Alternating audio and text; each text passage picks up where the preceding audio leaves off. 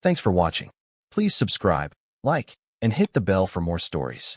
Where are you watching from? Let us know in the comments. Benjamin Caldwell gripped the research proposal in his hands, his knuckles white against the crisp paper. The laboratory results before him confirmed what he'd suspected. Their latest cancer treatment showed unprecedented success, ESS rates at 48%. He'd built Caldwell Therapeutics from nothing into a billion-dollar empire. But this breakthrough would cement his legacy. Mr. Caldwell, his assistant's voice crackled through the intercom. The board members are waiting in the conference room. Tell them I'll be there in 6 minutes. Ben's voice carried the authority of someone used to being obeyed without question. He stood at his office window, surveying the sprawling Caldwell Therapeutics campus. 27 years ago, he'd been a medical student with dreams of becoming an oncologist. Then came his father's diagnosis, stage 4 pancreatic cancer. He remembered the helplessness, watching his father waste away while the doctors threw their hands up in defeat. "I'm sorry, son," his father had whispered in his final days. "I wanted to see you become a doctor." Ben had dropped out of medical school the day after the funeral. "I'll do something bigger," he promised at his father's grave. "I'll create the cures they said were impossible." The memory fueled him as he strode into the conference room. 12 board members sat around the mahogany table, their expressions a mix of anticipation and apprehension. They learned years ago that Benjamin Caldwell's presence commanded absolute attention. "Ladies and gentlemen," Ben began, his voice resonating with controlled power, "today marks a turning point in cancer treatment. Our Phase 3 trials have exceeded all expectations." He clicked through the presentation, explaining the breakthrough in terms they could understand. The treatment targeted cancer cells, showing minimal side effects. The market potential was astronomical. Questions? Ben surveyed the room, his steel-gray eyes challenging anyone to doubt his vision. Dylan Carver, representing the Carver pharmaceutical interests, cleared his throat. "The development costs are concerning. Perhaps if we partnered with external investors." "No." Ben's response cut through the air like a blade. "We maintain complete control. I didn't build this company by sharing power with outsiders." "The Carver family has significant resources," Dylan persisted. "My father, Harold, believes a merger would benefit both companies." Ben's laugh held no humor. Harold Carver's still bitter about losing the bidding war for Horizon Biologics. He leaned forward, his presence dominating the room. "Tell your father to focus on his own company's declining stock prices. Caldwell Therapeutics isn't for sale." The meeting concluded with unanimous approval for the project's next phase. As the board members filed out, Ben noticed Dylan Carver lingering, speaking quietly into his phone. Later that evening, in his private office, Ben reviewed security footage of Carver making that call. He learned early in his career to trust no one completely. The cameras caught Dylan's whispered words. "He won't budge, father. We'll need to proceed with Plan B." Ben smiled, a predator's expression. He'd been expecting this. The Carver family had a reputation for hostile takeovers, but they never faced someone like him. He pressed the intercom button. "Give me everything on the Carver family. Personal histories, financial records, everything." "Already compiled, sir," his security chief responded, "including some interesting offshore accounts Harold Carver would prefer remained hidden." "Good. And the surveillance on their board members?" "In place. We've identified 3 who might be amenable to changing allegiances." Ben nodded, satisfaction coursing through him. He built his empire by anticipating threats and eliminating them before they materialized.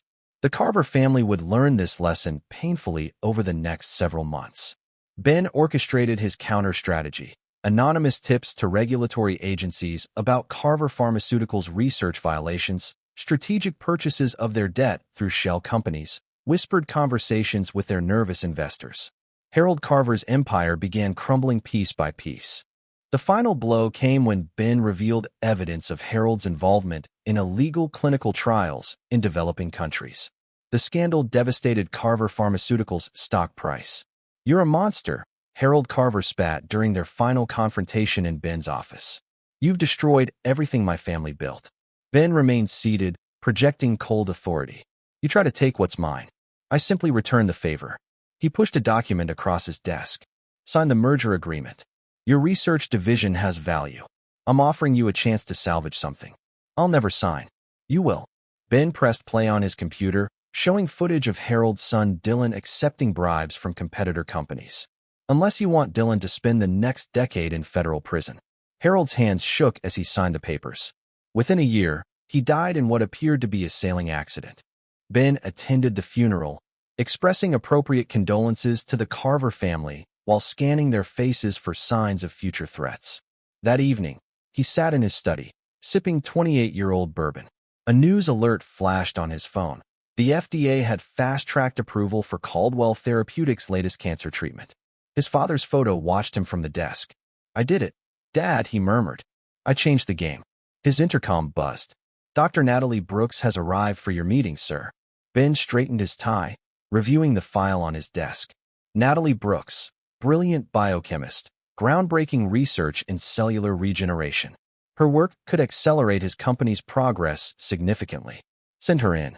Natalie Brooks entered with confident grace, her intelligence evident in her sharp green eyes. "Mr. Caldwell, thank you for meeting with me." "Dr. Brooks, your research presentation at the Boston conference was impressive." He gestured to the chair across from him. "Tell me more about your theories on targeted drug delivery systems." As she spoke, passion illuminating her features, Ben found himself genuinely engaged. Here was someone who shared his vision, who understood the potential for revolutionary change in medical science. Their discussion stretched from minutes to hours. They moved from his office to the research labs, where Natalie's insights on their current projects proved invaluable. "Join my company," Ben said finally. "Let our research division. Together, we could transform medical science." Natalie studied him thoughtfully. "I have conditions: complete research autonomy, direct access to you for decisions, no interference from board members or shareholders." "Done." Ben extended his hand. "Welcome to Caldwell Therapeutics, Dr. Brooks." Their partnership proved explosively successful. Natalie's innovations accelerated their research timelines dramatically. Ben found himself spending more time in the labs, their conversations extending beyond science to personal philosophies and dreams. 7 months later, he proposed. The wedding was small, private, a union of minds as much as hearts. Together, they seemed unstoppable. 6 years into their marriage, Ben sat in the same study where he first met her, reviewing security footage of Natalie entering restricted areas of the research facility at unusual hours. His security chief stood quietly, waiting for instructions. "Continue monitoring," Ben ordered. "And get me everything on Trevor Landry, our new VP of marketing. Something about him doesn't add up." He stared at Natalie's image on the screen, remembering Harold Carver's words, "You're a monster." Perhaps he was. But monsters survived in this world, and Benjamin Caldwell had not built his empire, had not avenged his father's death, and revolutionized cancer treatment by being weak. The bourbon burned his throat as he began planning contingencies. He'd learned long ago, trust, but verify. And if betrayal came, even from those closest to him, the response would be absolute. Trevor Landry adjusted his Armani tie, practiced his most disarming smile in his office window, and prepared for another day of carefully orchestrated destruction. 6 years of preparation had led to this position, Vice President of Marketing at Caldwell Therapeutics. The Carver family would be proud of their protege. He reviewed his morning briefing notes, meeting with R&D at 9:15 a.m., budget review at 11:30, and lunch with Natalie Caldwell at 1:20 p.m. His smile turned genuine at the thought of Natalie. That hadn't been part of the plan, developing real feelings for his target, but her brilliant mind and hidden vulnerabilities had caught him off guard. "Mr. Landry," his assistant poked her head in. "Dr. Park from research is here to see you. She says it's urgent." Trevor's pulse quickened, but his expression remained pleasant. "Send her in, Megan." Dr. Serena Park entered, clutching a tablet to her chest.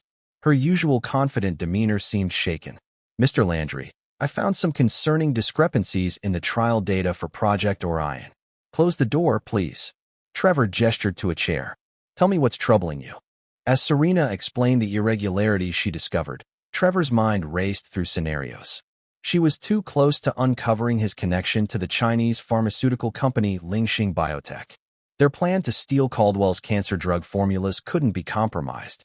"I have to take this to Natalie," Serena concluded.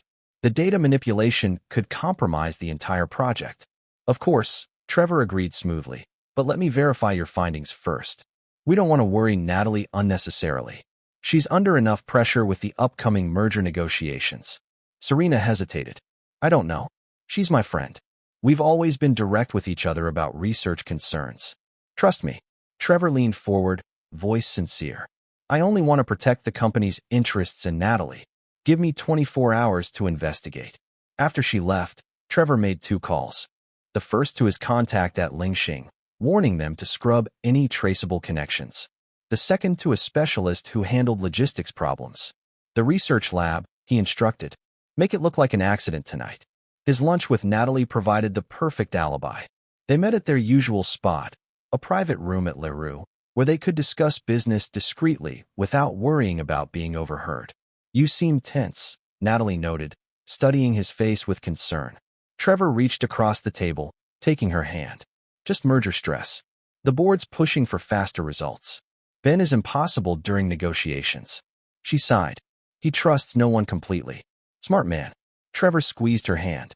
In this industry, trust is a luxury few can afford. Natalie's eyes clouded. Sometimes I wonder if he ever really trusted me. Even after all these years, he keeps parts of himself locked away. You deserve better. Trevor's voice carried just the right note of protective concern.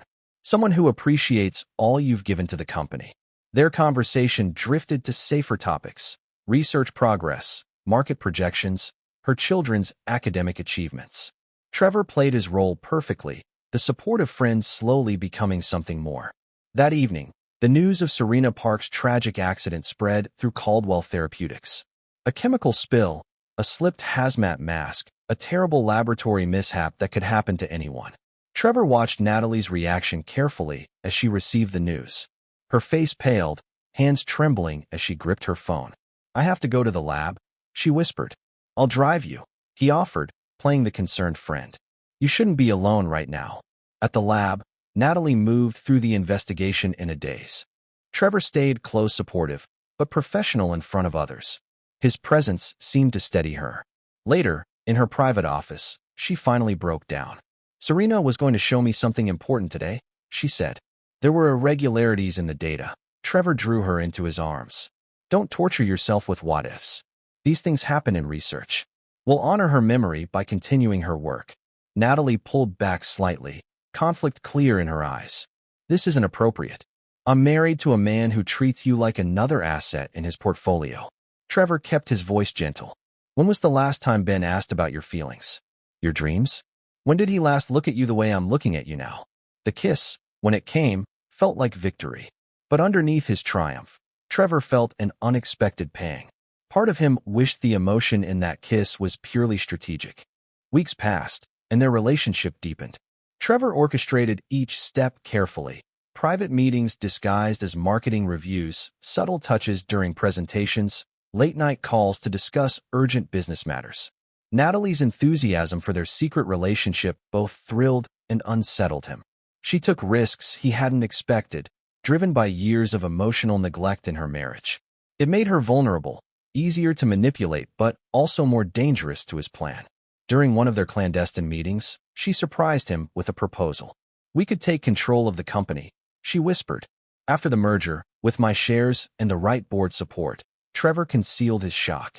He planned to suggest something similar, but hearing it from her first was unexpected. It's risky, he said carefully. Ben isn't someone who forgives betrayal. He betrayed me first. Natalie's voice hardened. Years of treating me like a glorified employee, monitoring my movements, keeping secrets. I built this company with him. I deserve my share of power. Trevor pulled her close, mind racing with new possibilities. We'll need to be careful. Strategic. One wrong move, and we'll lose everything. I trust you, she murmured against his chest. He stroked her hair, thinking of the encrypted messages waiting on his phone, updates from Lingxing, instructions from the Carver family's representatives, reports from his network of informants within Caldwell Therapeutics. Trust, he reflected, was indeed a luxury in their world, one that Natalie Caldwell could no longer afford. Ryan Caldwell slouched in his father's leather chair, feet propped on the antique desk, scrolling through his phone. At 27, he looked strikingly like a younger version of his father. Same steel gray eyes, same commanding presence. But where Benjamin Caldwell carried himself with disciplined authority, Ryan exuded casual arrogance. The family group chat notification made him pause.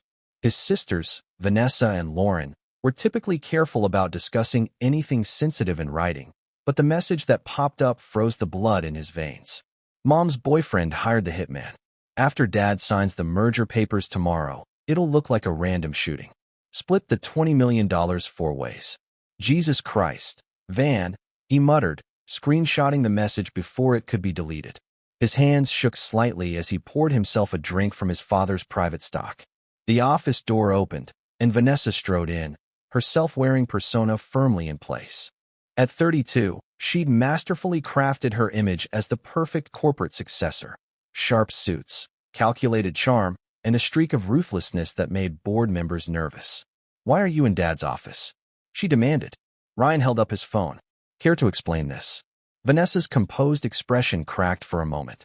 "You weren't supposed to see that. How did you get on that chat?" "I have my ways." Ryan stood, using his height advantage to loom over his sister. "You're planning to murder our father." Vanessa laughed bitterly. "The plan's been in motion for months. Trevor's been working on this since before he even met Mom." "Trevor Landry, the marketing guy?" Ryan recalled the smooth-talking VP who joined the company last year. "He's Mom's boyfriend." "God, you're slow." Vanessa perched on the desk. "Haven't you noticed how Mom's been different? Happier." Trevor gave her something Dad never could: appreciation, freedom, love without conditions. "And you're okay with him killing Dad?" Ryan's voice rose. "After everything he's built for us?" "Built for us?" Vanessa's laugh turned harsh. "He built this empire for himself. Remember when he blocked my promotion to COO? You're not ready, Vanessa. You need more experience." Meanwhile, he hired that outsider, Graham Pierce, who ran 3 divisions into the ground. Ryan watched his sister's composure crack further, years of resentment spilling out. "You're still bitter about that?" "Bitter? I've given everything to this company. Sacrificed my personal life, worked 80-hour weeks, made the connections we needed, and Dad still treats me like a child playing at business." The office door opened again, admitting their younger sister Lauren at 24. She looked exhausted, dark circles under her eyes poorly concealed by expensive makeup. "You told him?" Lauren asked Vanessa, slumping onto the couch. "He found the group chat." Vanessa poured them all drinks. "Might as well get everything out in the open." Ryan studied his younger sister's drawn face. "You look like hell." "Thanks, brother dear." Lauren's hand trembled as she lifted her glass. "Outpatient treatment will do that to you." "Treatment?" Ryan sat down hard. "Since when?" Vanessa interjected. "Since 7 months ago. Mom's been helping her keep it quiet from Dad. You know how he feels about family weakness becoming public knowledge." "Mom's done more than that," Lauren added. "She's been covering the bills, keeping me out of the press. Trevor helped set up a private facility where nobody would recognize the Caldwell name." Ryan paced the office, mind racing. "So that's your angle? Mom and Trevor helped hide your problem, and this is how you repay them by helping kill Dad?" "It's not that simple," Vanessa snapped. "Trevor showed us things about Dad, about how he built this company, the people he destroyed, the lives he ruined." "Did you know about the Carver family?" "What about them?" "Dad beat them in business." "He didn't just beat them," Vanessa said. "He systematically destroyed them." Harold Carver didn't die in a sailing accident. He ended his own life after Dad blackmailed him into selling his company. Ryan felt the ground shifting under his feet. "How do you know all this?" "Trevor has proof. Documents, recordings, witness statements. Dad's not the hero you think he is." Lauren curled deeper into the couch. "He's a monster, Ryan. Remember Madison from my class? Her father worked for Carver Pharmaceuticals. After Dad's takeover, he lost everything. Madison's family ended up homeless. And now Trevor Landry, corporate savior, is going to make everything right?" Ryan's voice dripped sarcasm. "By having our father murdered?" Vanessa's expression hardened. "The merger with Helix Farm happens tomorrow. Dad signs the papers, takes a celebratory trip to inspect the new facilities, and meets with an unfortunate accident. The insurance pays out. The company stock actually goes up because the market loves merger completion stories. And we all get wealthy enough to never need Dad's approval again." "You're insane." Ryan gripped his glass so hard it nearly cracked. "All of you. This isn't some corporate raid or hostile takeover. This is murder. Our father's murder. It's justice," Lauren whispered. "For all the families he's destroyed. For what he did to Mom." "What are you talking about?" Vanessa pulled out her phone, showed him a video. "Trevor found this in the sealed records from Dad's takeover of Carver. Watch." The video showed their father in his office, years younger but no less intimidating. Harold Carver knelt before him, begging for mercy. "My family will have nothing," Carver pleaded. Their father's response chilled Ryan. "You should have thought of that before you try to take what's mine. I don't just beat my enemies, Harold. I destroy them. I salt the earth where they stood. Your children, your grandchildren, they'll grow up knowing their family's shame." Ryan turned away from the video. "That doesn't justify murder." "No," Vanessa challenged. "Mom found similar videos. Years of them. Dad's been secretly recording everything, building files on everyone close to him, including us. He's got contingency plans to destroy each of us if we ever step out of line. He's paranoid, not evil." "Tell that to Serena Park," Lauren muttered. Ryan froze. "The researcher who died in the lab accident?" His sisters exchanged glances. Vanessa spoke carefully. She found something she wasn't supposed to. Something about Trevor's connections to other companies. She went to Mom about it. But by then what? Mom had already chosen her side. Vanessa's voice softened. "Trevor convinced her it was necessary to protect the company. To protect all of us." Ryan slumped into his father's chair, the weight of revelations crushing him. "Our mother helped cover up a death.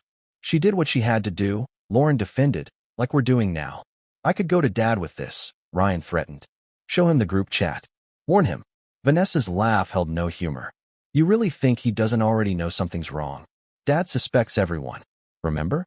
He's probably got files on all of us. Trevor, even Mom. He's just waiting, watching, gathering evidence. Then why haven't you called this off? If he suspects, because we're ready." Vanessa leaned forward intensely. "Trevor's planned everything. The merger signing is our only chance. When Dad's guard will be down, celebrating his triumph. After tomorrow, he'll lock everything down, start his counterattack. And what happens to Mom in this plan?" Lauren answered softly. "She'll be the grieving widow. Public sympathy combined with her shares, and the board members Trevor's cultivated will let her take control. Then she'll step aside for health reasons, leaving Trevor as CEO. The perfect corporate coup," Ryan said bitterly. "Dad would almost admire the strategy." "Are you with us?" Vanessa demanded. "We need to know now." Ryan stared at the family photos on his father's desk. The proud moments, graduations, award ceremonies, company milestones, all built on a foundation of fear, manipulation, and ruthless destruction. "I need time to think," he said finally. "You have until tomorrow morning." Vanessa stood, straightening her suit. "Choose carefully, brother. Remember what Dad always taught us about business. There are no neutral parties. Only allies and enemies," Ryan quoted automatically. His sisters left him alone in the office, surrounded by the trappings of their father's power. Ryan pulled out his phone, stared at the screenshot of the group chat. In 24 hours, either his father would die or their entire family would implode. He poured another drink, remembering all the time he'd watched his father destroy enemies, consolidate power, demand absolute loyalty. The lessons he'd absorbed about strength, weakness, and the price of betrayal. "What would you do, Dad?" he whispered to the empty office. "If you knew your family was planning to destroy you." But he already knew the answer. Benjamin Caldwell had built an empire by anticipating threats and crushing them without mercy. The only question was whether Ryan had inherited enough of his father's ruthlessness to do what needed to be done. The office grew darker as evening fell, leaving Ryan alone with his thoughts and the weight of decisions that would reshape their family forever. Diana Alvarez rubbed her tired eyes, staring at the web of connections displayed on her office monitors. As Caldwell Therapeutics head of internal security, she'd spent months tracking suspicious patterns throughout the company. Now the pieces were finally coming together, and the picture terrified her. "Mr. Caldwell," she spoke into her secure line, "I need to see you immediately." Not in the office. 22 minutes later, she sat across from Benjamin Caldwell in a private room at the St. Regis Hotel. She spread her files across the table, hands steady despite her racing pulse. "The Carver family didn't just send Trevor Landry," she began. "They've planted at least 3 other operatives in key positions. Madison Cho in legal, Bryce Langford in finance, and Dr. Julian Madsen in research." Ben's expression remained impassive, but his eyes hardened. "Show me." Diana pulled up financial records, email chains, and surveillance photos on her laptop.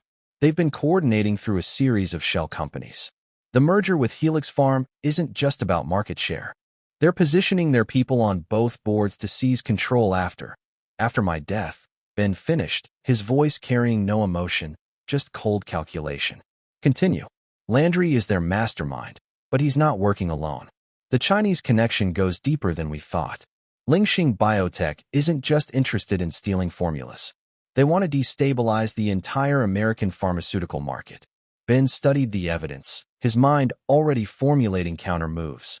What about Camille Carver, Harold Carver's daughter? Diana pulled up another file. She's been estranged from the family for years after her father's death. She cut all ties with the Carver empire.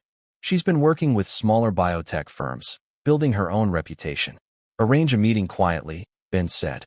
She might be part of their plan. Ben's laugh held no humor. The Carver family disowned her when she exposed their price-gouging practices to the FDA. She hates them more than I do.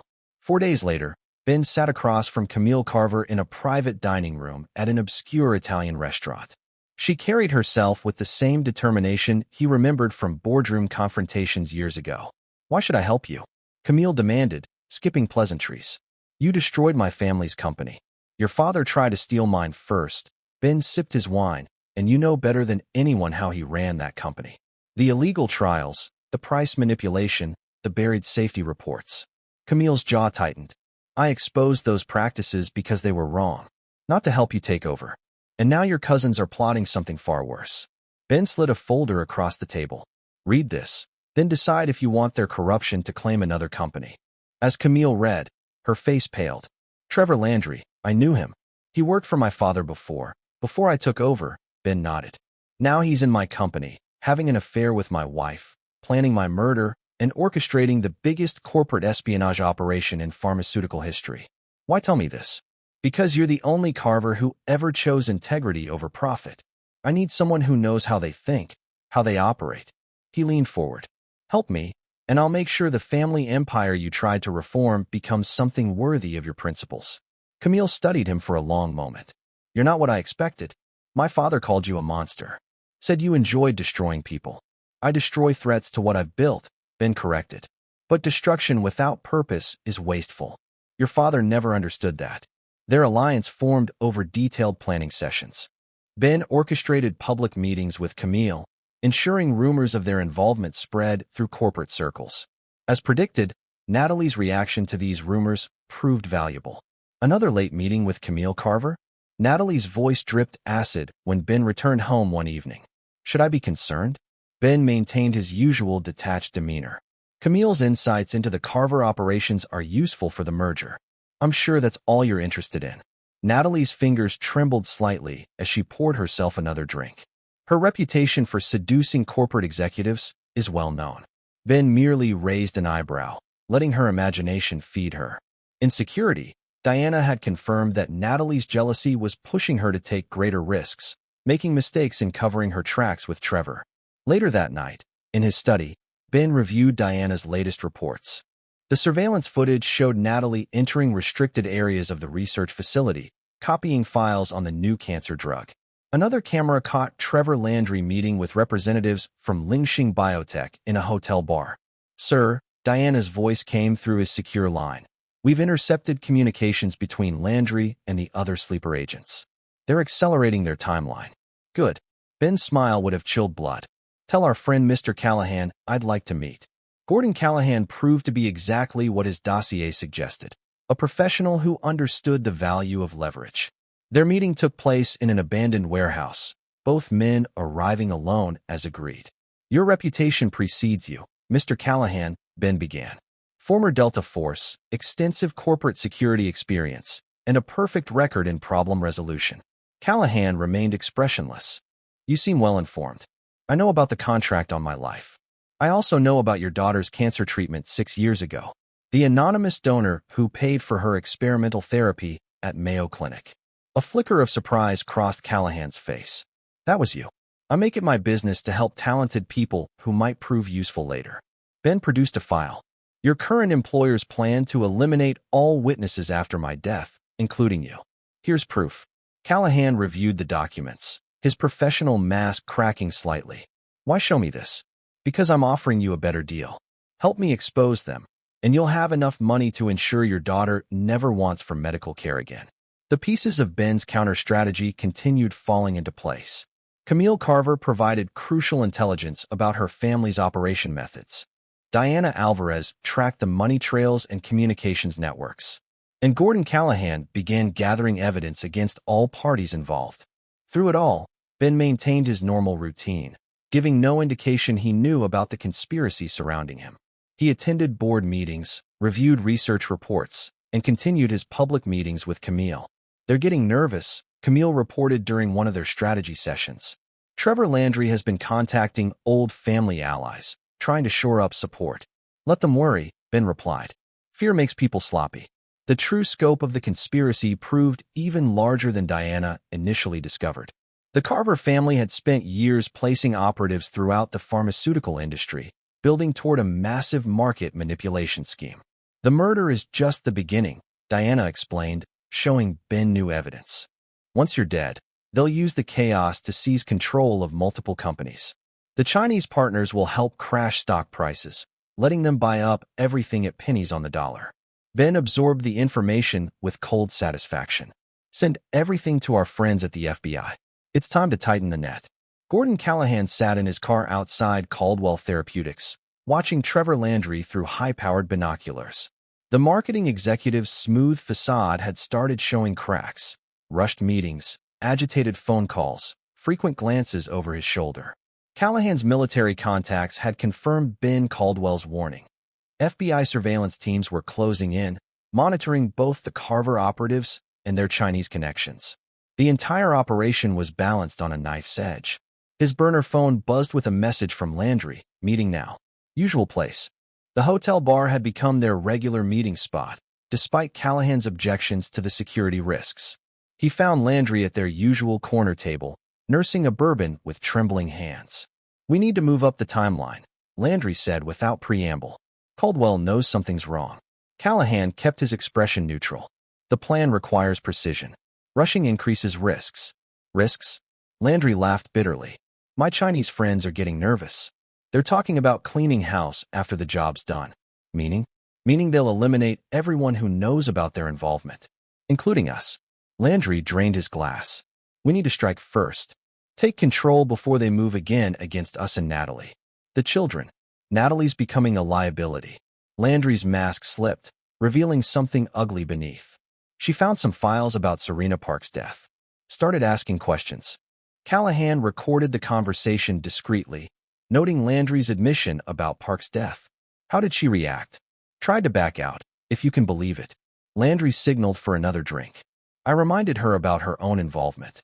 The falsified research data. The cover-up. She'll play her part. And if she doesn't," Landry's smile turned cruel, "then she'll learn what happens to people who betray me."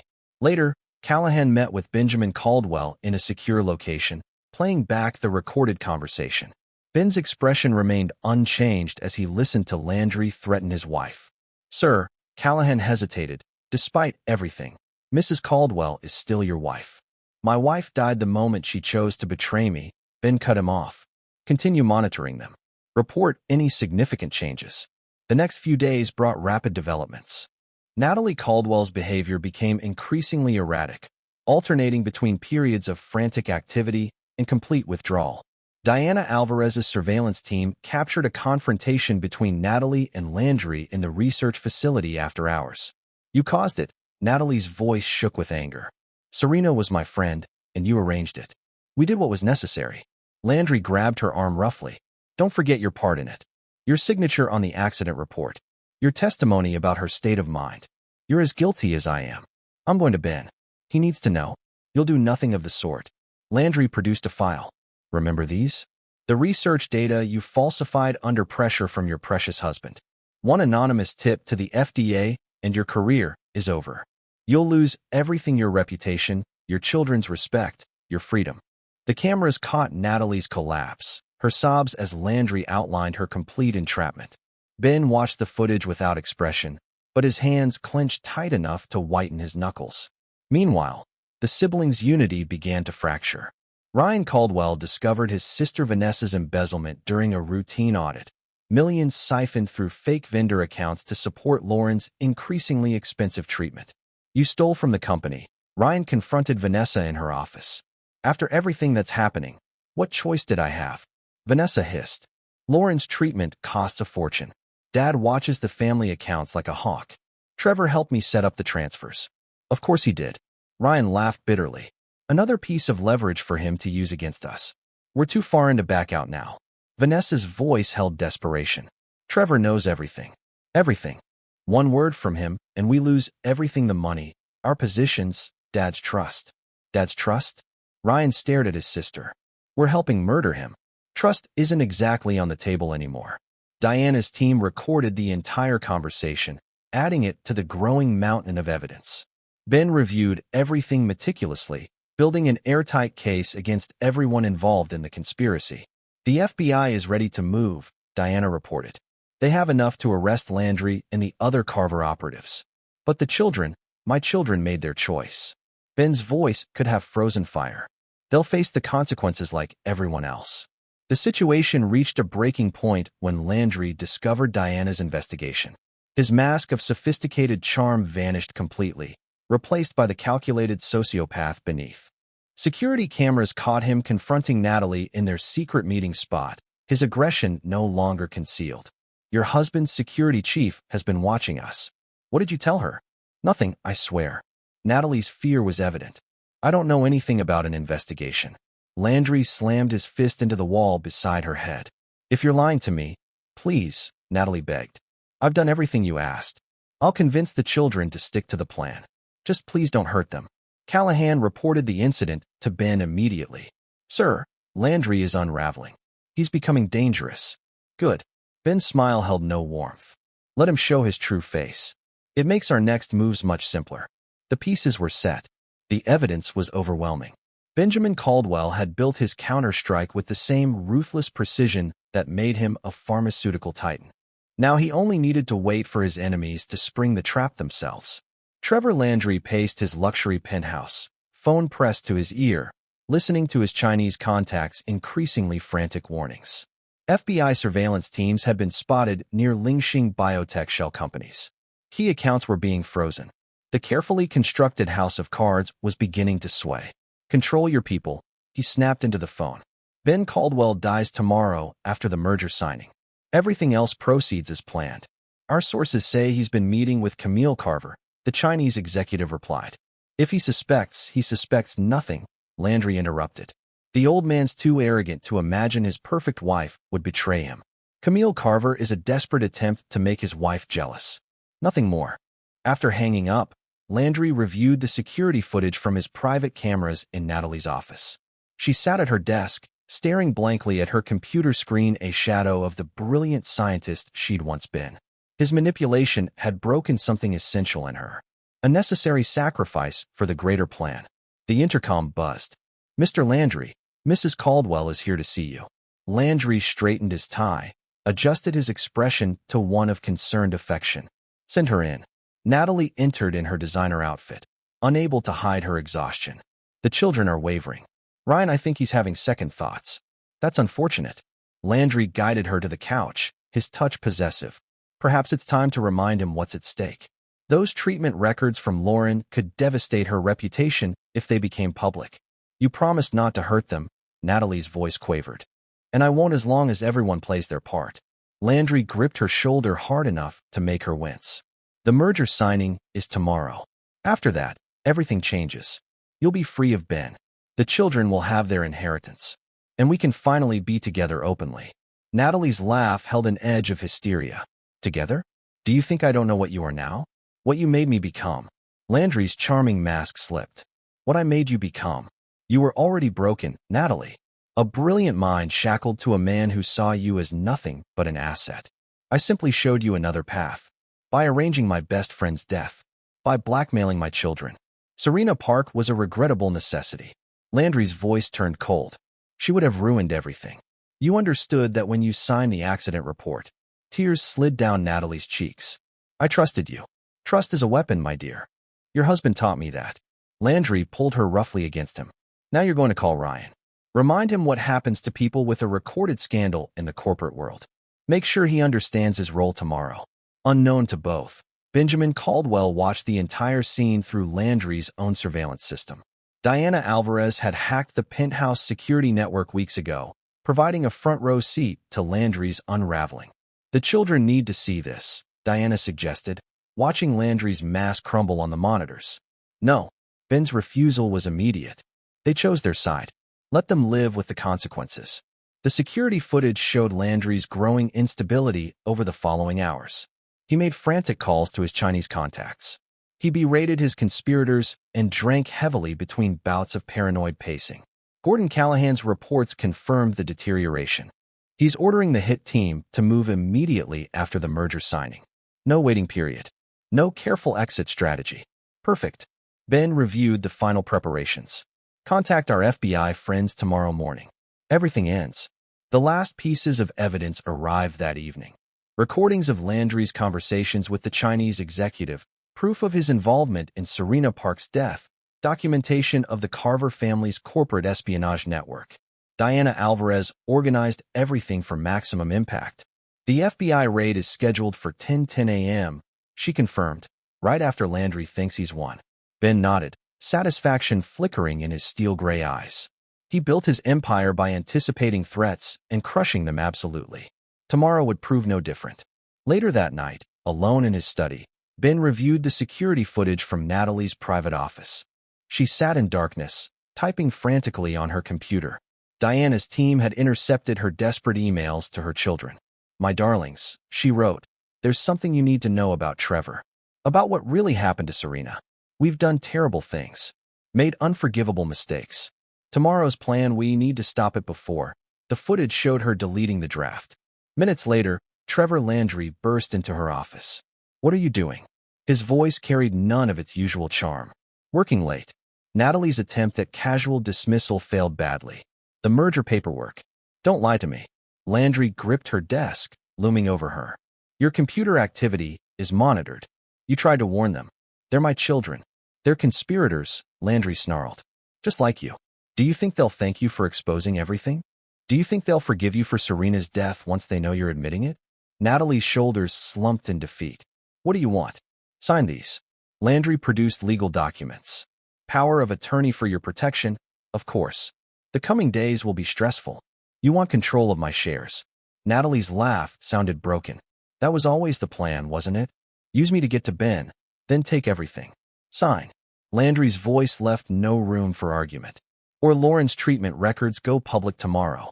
Vanessa's embezzlement gets reported to the SEC, and Ryan hiding evidence of a murder conspiracy is a serious crime." Ben watched his wife's hands shake as she signed away her power. The woman he'd married, brilliant, passionate, driven, had been reduced to this hollow shell by Landry's manipulation. Diana's voice came through his secure line. "Sir, the FBI teams are in position for tomorrow. Callahan has confirmed the hit team's location. Are we proceeding as planned?" "Yes." Ben closed the footage window. "Make sure Camille Carver is ready for her part. And Diana record everything tomorrow. I want them to see their own destruction in high definition." Across town, Gordon Callahan conducted his final reconnaissance. The hit team Landry had hired was professional ex-military, extensive experience, perfect operational record. But they didn't know about Callahan's connection to Caldwell or about the FBI surveillance teams tracking their movements. Callahan's phone buzzed with a message from Landry. "Tomorrow, 10:25 a.m., after the merger signing. Make it look random." Another message followed quickly. "Problem with the wife. Might need cleanup after. Double fee." Callahan forwarded both messages to Benjamin Caldwell, adding his own observation. "Landry is planning to eliminate Natalie too. He's completely unraveled." The pieces were set. Ben's trap was ready to spring. Years of building his pharmaceutical empire had taught him patience, strategy, and the absolute necessity of destroying threats completely. Tomorrow would demonstrate those lessons to everyone who had dared to betray him. In her mansion bedroom, Natalie Caldwell stared at old photos. Her wedding day, family vacations, scientific award ceremonies. The brilliant life she built now corrupted beyond recognition. She lifted a glass of wine with trembling hands, unaware of the security cameras recording her despair. Across the city, her children faced their own demons. Vanessa worked late, desperately trying to hide evidence of her embezzlement. Lauren fought withdrawal symptoms in her luxury treatment facility, and Ryan sat in his father's study, the weight of impossible choices crushing him. The night stretched toward dawn, each conspirator trapped in their own private hell, unaware that Benjamin Caldwell had orchestrated their collective downfall with the same ruthless precision he'd used to build his empire. Tomorrow would bring their reckoning. But tonight, they waited each alone with their guilt, their fear, and their rapidly unraveling plans. The morning of the merger signing dawned with Trevor Landry adjusting his tie in his penthouse mirror, rehearsing his victory speech. In under 2 hours, Benjamin Caldwell would be dead, and Landry would begin his ascension to pharmaceutical industry kingpin. His phone buzzed, a message from his Chinese contact. Buyers ready for product transfer post-merger. He smiled. Once Ben was eliminated, they'd steal Caldwell Therapeutics' revolutionary cancer drug formulas. The Chinese company would patent them first, while Landry used Natalie's power of attorney to seize control of Caldwell Therapeutics. The elevator ride to the conference floor felt like a coronation. Board members nodded respectfully, unaware they were greeting a soon-to-be murderer. Landry checked his watch. 9:55 a.m. The hit team would be in position by now. Benjamin Caldwell stood at the head of the conference table, commanding attention as always. Camille Carver sat beside him, their apparent closeness still rankling Natalie, who huddled in her chair, looking pale and drawn. The merger documents are prepared, Ben announced. Once signed, Caldwell Therapeutics and Helix Farm will become the largest pharmaceutical entity in North America. Landry watched him sign with practiced flourish, suppressing a smirk. In 30 minutes, that signature would be worthless. The next moments happened so fast he barely registered them. FBI agents burst through both doors. His Chinese contacts meeting in a nearby hotel were simultaneously arrested. The hit team led by Gordon Callahan surrendered to federal authorities without firing a shot. Trevor Landry, the lead FBI agent, announced, "You're under arrest for conspiracy to commit murder, corporate espionage, and the death of Dr. Serena Park." Landry lunged for his phone, but Diana Alvarez had already disabled it remotely. His escape routes planned for months vanished in seconds. "What is this?" He turned to Natalie, seeing the horror on her face. "What did you do?" "She did nothing." Ben's voice cut through the chaos. "I've known about your plan for months."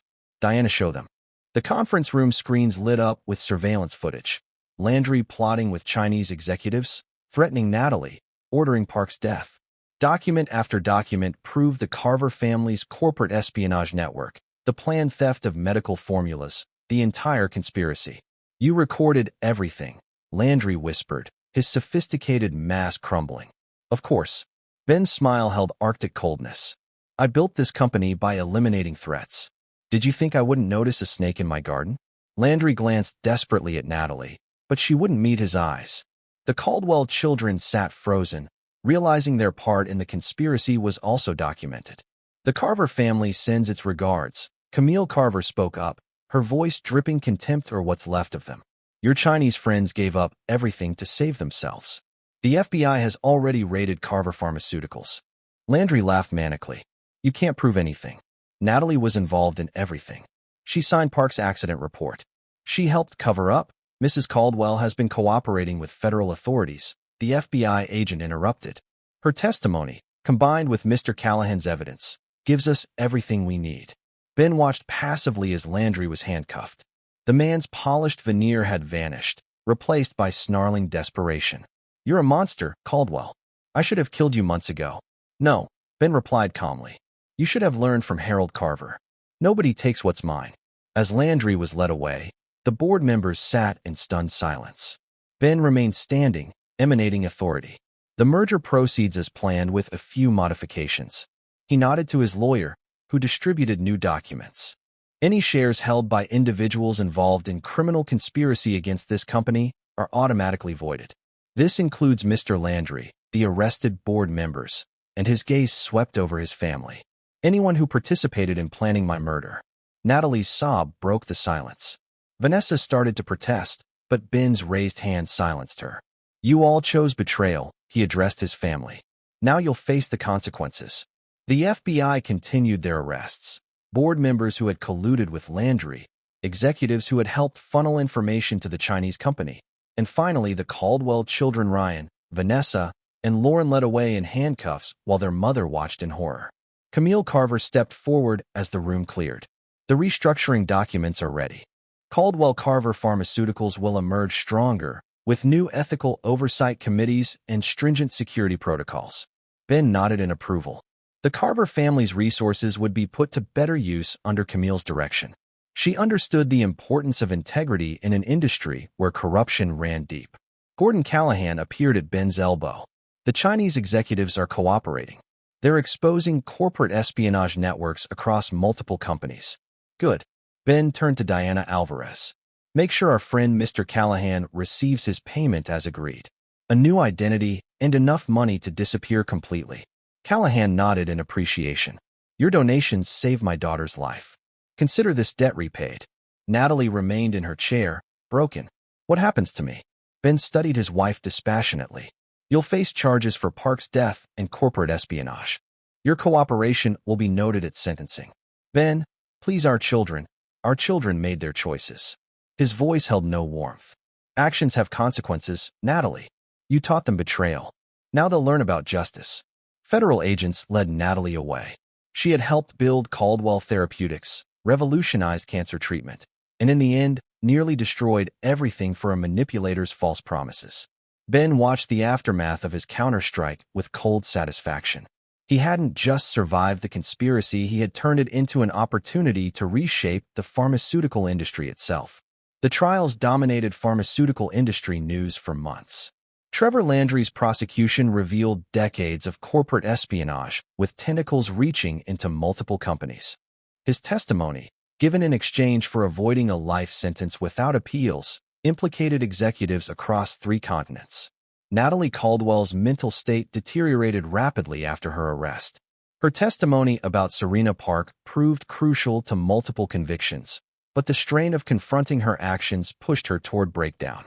In the courthouse corridor after her sentencing, she made one final attempt to reach Ben. I never stopped loving you, she whispered. He replied without emotion. Love without loyalty is meaningless. The Caldwell children faced their own reckonings. Vanessa's embezzlement became public knowledge, destroying her corporate reputation. Lauren's struggles splashed across tabloid headlines. Ryan, the last to join the conspiracy, received a lighter sentence but lost his inheritance and position. Behind the scenes, Ben arranged for them to receive counseling and a modest stipend through a blind trust not from paternal affection, but to prevent them from becoming future threats through desperation. The restructuring of Caldwell Therapeutics under the new Caldwell Carver banner proceeded. Camille Carver proved an invaluable partner, her commitment to ethical practices helping rebuild public trust. Your father would hate this partnership, Ben remarked during a strategy session. Camille's laugh held no bitterness.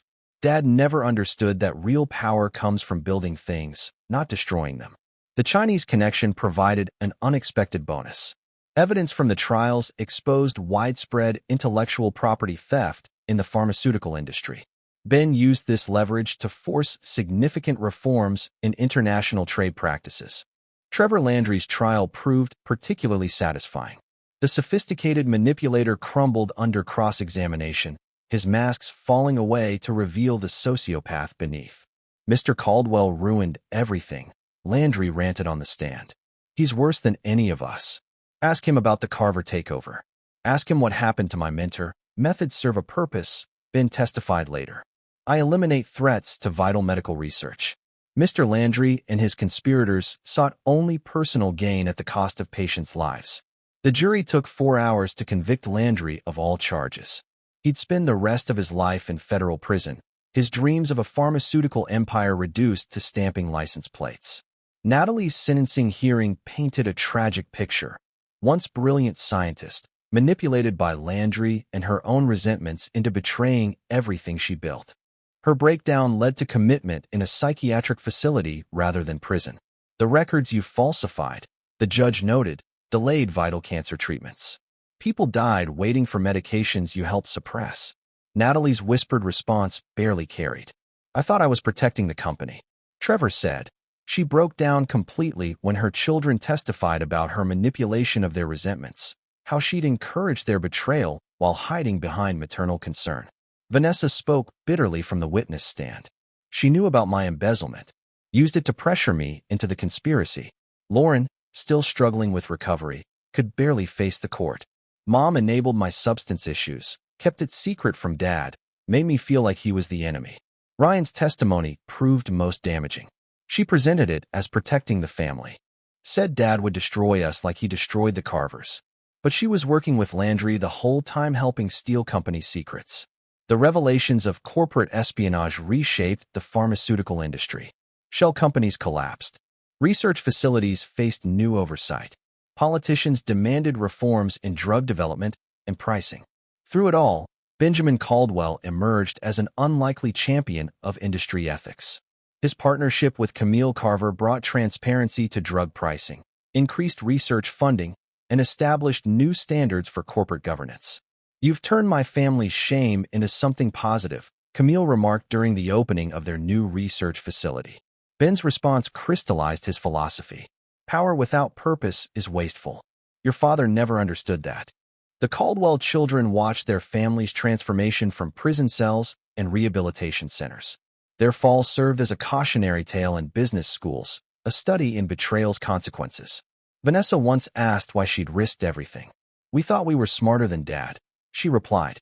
"We never realized he'd sacrificed everything once to build his dream.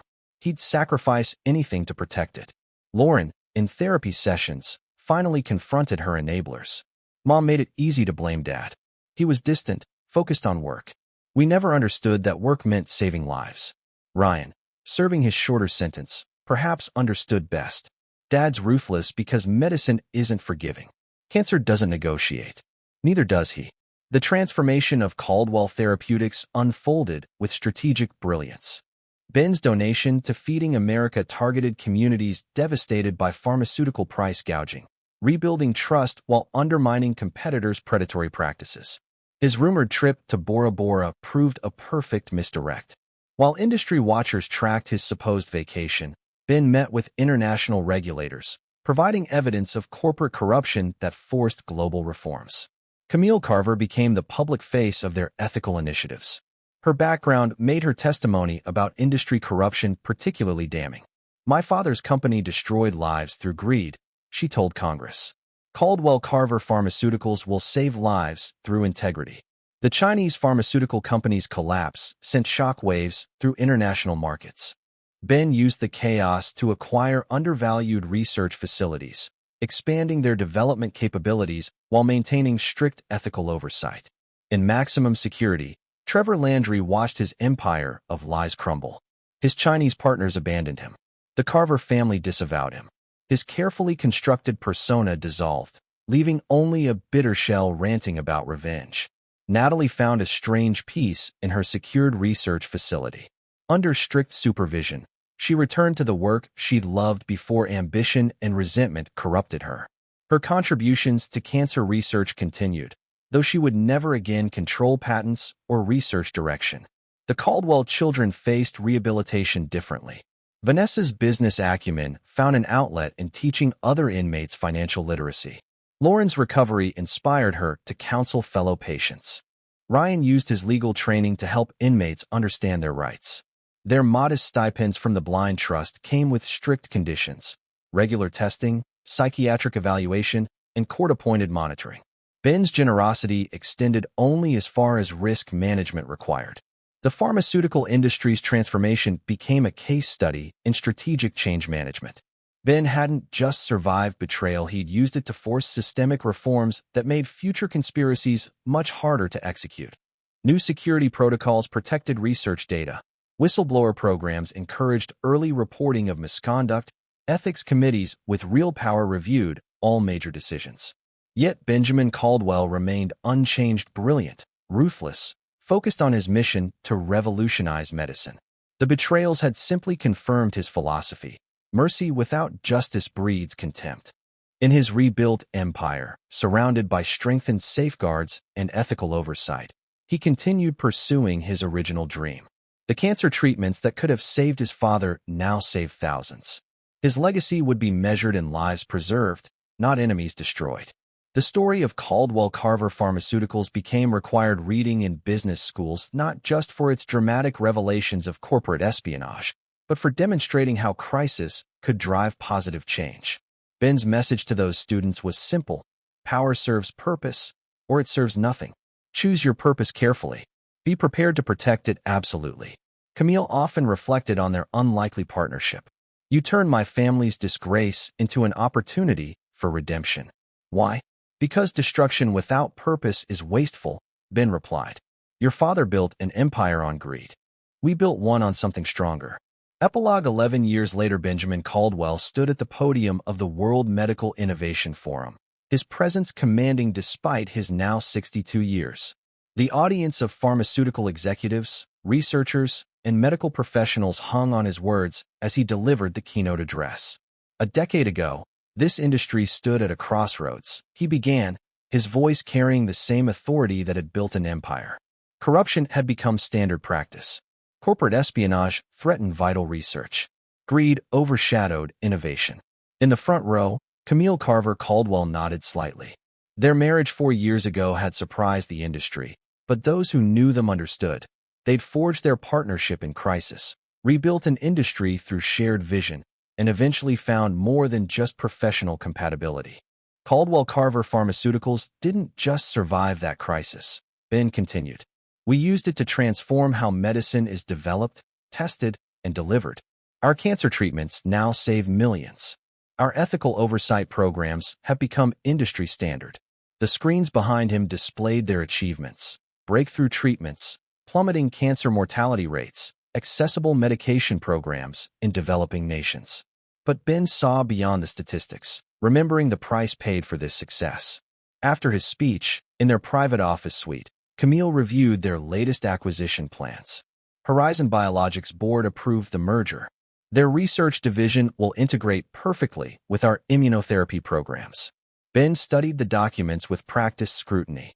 At 62, his mind remained razor-sharp, his business instincts unerring. Their security protocols are already being upgraded to our standards. Camille understood his caution. Diana's team is handling the transition personally. Diana Alvarez, now global head of security for Caldwell Carver Pharmaceuticals, had built an impenetrable defense against corporate espionage. Her systems had caught 3 attempted infiltrations in the past year alone. Speaking of Diana, Camille added, her team intercepted an interesting communication. Trevor Landry tried to contact Vanessa from prison. Ben's expression hardened, and Vanessa refused the message. She's kept clean these past 11 years. They all have. The Caldwell children had emerged from their sentences transformed. Vanessa now ran a successful nonprofit helping former executives rebuild their lives after incarceration. Her embezzlement conviction had taught her harsh lessons about integrity. Lauren's struggles had become her strength.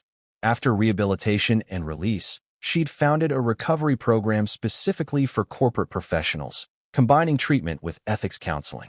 The success rates were remarkable. Ryan had perhaps changed most dramatically. His law degree, once used to hide conspiracy, now served justice.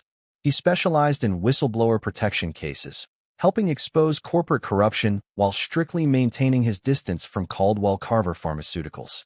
They've asked to attend the anniversary gala, Camille mentioned carefully. All 3 of them. Their probation officers vouched for their rehabilitation. Ben considered this. 11 years had passed since the conspiracy. His children had lost their inheritance, their positions, their privileged lives. They'd faced consequences, learned hard lessons, rebuilt themselves from nothing. Security protocol remains in place, he decided finally. They can attend as regular guests. No special access. No private meetings. Camille nodded, understanding both the concession and its limits. Benjamin Caldwell had not survived betrayal by becoming careless with trust. Across town, Vanessa Caldwell met with her nonprofit's board of directors. Her corporate suits had been replaced by more modest attire, but she carried herself with new confidence earned rather than inherited. Our success rates continue improving, she reported. 87% of our participants maintain employment after release. 92% stay clear of corporate misconduct. Her own experience shaped the program. She understood how power could corrupt, how ethical lapses could seem justified, how betrayal could destroy lives. Her father's ruthless response to conspiracy had taught her the true cost of disloyalty. In her private office later, she reviewed the invitation to Caldwell Carver Pharmaceuticals' 11th anniversary gala. Her hand trembled slightly as she traced the embossed logo. "You've changed," her therapist had said in their last session. "You understand now what your father was protecting." She did. A decade of working with fallen executives had shown her the difference between building something meaningful and serving pure ambition. Across the city, Lauren Caldwell led a group therapy session at her recovery center. The participants, doctors, lawyers, executives, shared stories of how instability had driven them to betray their principles. "Recovery isn't just about staying steady," she told them. "It's about rebuilding integrity, understanding the ripple effects of our choices, recognizing that our actions impact countless lives." Her own story remained powerful. The daughter of a pharmaceutical titan, drawn into conspiracy through vulnerability and manipulation, finding redemption through facing consequences. Ryan Caldwell's law office overlooked the courthouse where he'd been convicted 11 years ago. His legal practice specialized in a unique intersection, helping corporate whistleblowers navigate both legal and ethical challenges. "Exposing corruption has consequences," he explained to a potential client. "I learned that personally. But protecting integrity matters more than power or profit." His father's words, once resented, now guided his practice. Power serves purpose, or it serves nothing. In maximum security prison, Trevor Landry had aged badly. His sophisticated charm had degraded into bitter paranoia. He spent hours writing elaborate revenge fantasies that never left his cell. His last appeal had been denied 4 months ago. The evidence Benjamin Caldwell had gathered proved unshakable. Landry's empire of manipulation had crumbled into dust, leaving him with nothing but time to contemplate his failures. Natalie Caldwell's story had taken a different path. In the secure research facility where she continued her work, she had found a kind of peace. Her brilliant mind freed from ambition's corruption focused solely on the science she'd once loved. She would never again control research direction or hold patents. But her contributions to cancer treatment, carefully supervised and verified, had helped advance the field. In an ironic way, she'd returned to her original purpose, using her knowledge to save lives. Gordon Callahan, living under his new identity, had invested his payment wisely. His daughter had recovered completely, graduated medical school, and now worked in pediatric oncology. He watched her success from a careful distance, his past life sealed away like the evidence he'd gathered against Landry's conspiracy. Camille moved to close their private office blinds, but Ben stopped her. "Leave them open.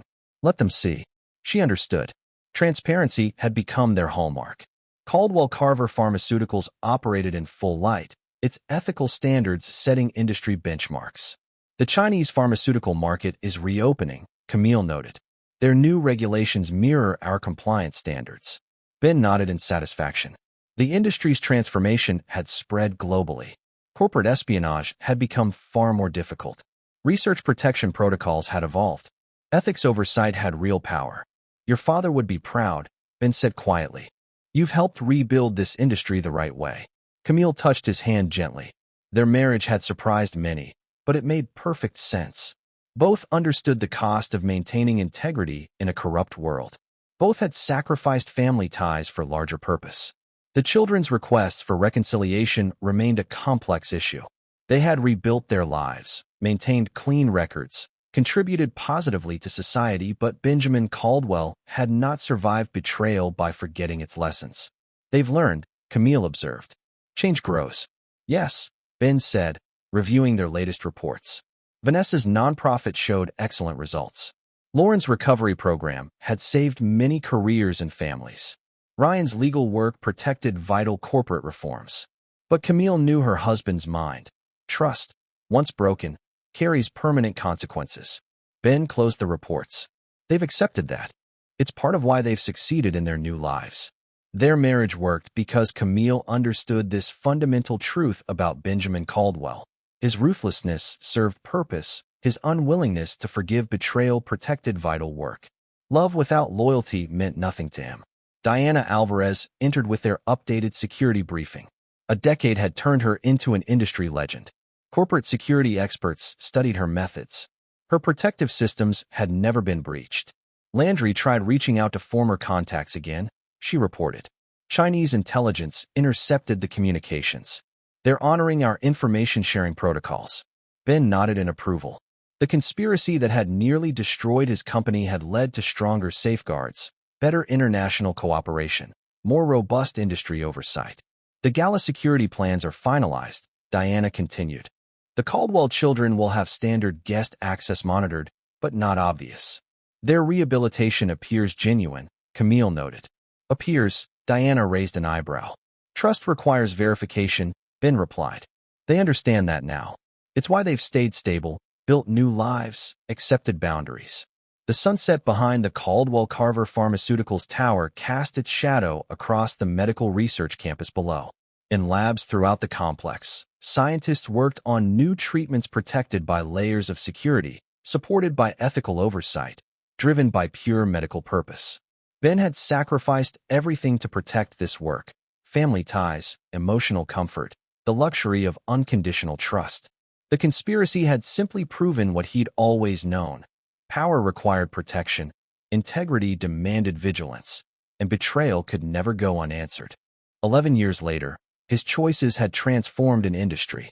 Caldwell Carver Pharmaceuticals had become more than a company. It was a model for ethical business practice, a standard for corporate integrity, a force for genuine medical progress. The price had been high. Family bonds broken, trust permanently altered, relationships redefined by harsh lessons about loyalty and consequences. But Benjamin Caldwell had never wavered from his purpose. His father's death from untreatable cancer had driven him to revolutionize medicine. He built an empire to serve that mission, and he protected it with whatever ruthlessness necessity demanded. The annual research budget proposal is ready for review. Camille pulled up the documents. The cancer immunotherapy program shows particular promise. Ben studied the projections with familiar intensity, older, but unchanged in essential ways. Brilliant, focused, uncompromising with anything that threatened the work. His children would attend the gala, see the empire they'd once tried to steal now transformed into something greater.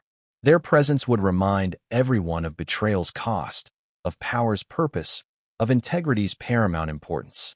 And Benjamin Caldwell, who had sacrificed everything to build and protect this work, would continue forward unchanged, uncompromising, serving the purpose that had driven him since watching his father die, making the impossible cures possible, no matter the personal cost. The story of Caldwell Carver Pharmaceuticals had become legend in corporate circles, not just for its dramatic exposure of corruption or its ruthless response to betrayal, but for proving that integrity could be profitable, that purpose could drive power, that true legacy came from protecting vital work. Shall we review the new research proposals? Camille asked. Ben nodded, turning to the future he'd protected at such cost. The work continued. The purpose remained. And the lessons of betrayal would never be forgotten. That's the end of the story. What do you think? Let us know in the comments. And don't forget to like, subscribe, and hit the notification bell. Thanks for watching.